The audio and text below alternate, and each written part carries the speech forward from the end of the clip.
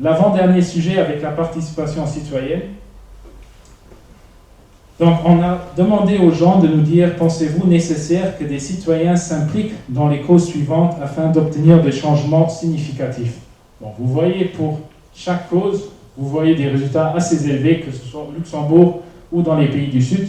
C'est peu surprenant vu que la majorité des gens est d'avis qu'il faut une responsabilité collective et qu'on doit tous agir.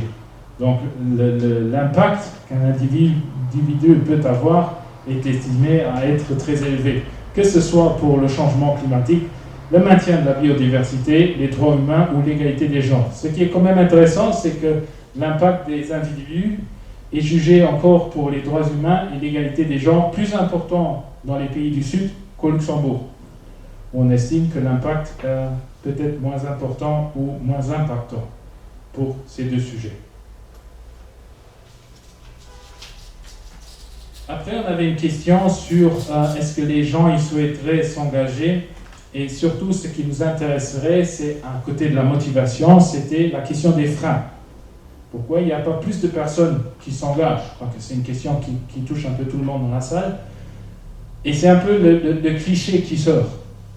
71% par manque de temps. C'est surtout les personnes actives.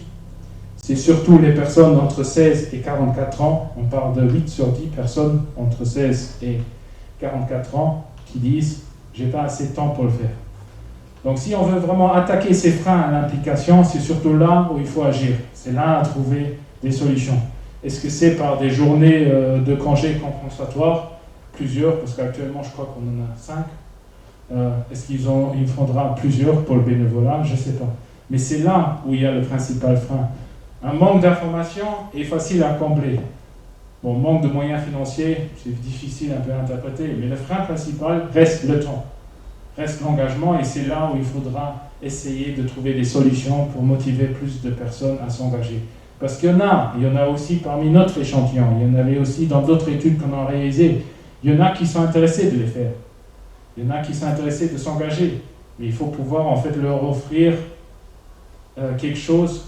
Et je ne parle pas de moyens financiers, d'une rénovation financière, mais essayer d'attaquer ce problème de manque de temps. Parce que pour le moment, les gens ils sont convaincus qu'ils n'auront pas assez de temps pour les deux activités, que ce soit leur vie privée et professionnelle et une activité d'engagement volontaire.